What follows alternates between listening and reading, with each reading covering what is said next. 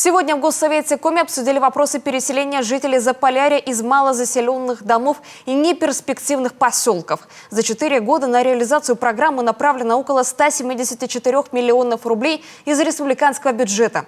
Переселено 355 семей, отключено от инженерных коммуникаций 24 многоквартирных дома. Таким образом, муниципалитет сокращает неэффективные расходы на содержание пустующего жилого фонда.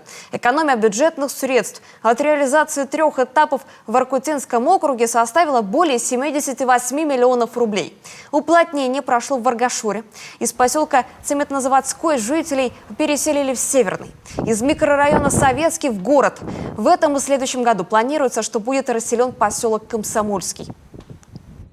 5-й этап программы предполагает свое действие в период с 23 года по 25 год.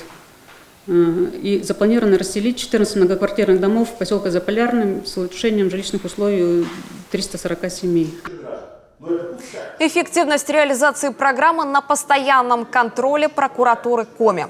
Как отмечено на заседании, особых нареканий нет. Вместе с тем, в муниципалитете с 2019 года есть отремонтированные и готовые для переселения, но пустующие квартиры в поселках Варгашор и Северный, по поводу чего в адрес администрации прокуратуры внесено представление. По состоянию на сегодняшнюю дату 19 жилых помещений остаются нерасселенными. То есть именно те жилые помещения, в которых проведен ремонт, но которые в дальнейшем гражданам не предоставлены. Соответственно, вот эту проблему необходимо муниципалитету в кратчайшие сроки решить и в дальнейшем планировать уже ситуацию, то есть прогнозировать, какие именно жилые помещения будут востребованы, то есть именно те, в которые граждане пожелают переехать с целью дальнейшего снижения нагрузки на бюджет.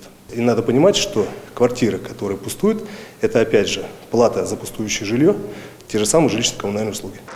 Как пояснил мэр Заполярного города Ярослав Шапошников, эти 19 квартир ремонтировали в то время для интинцев, которые впоследствии отказались переезжать.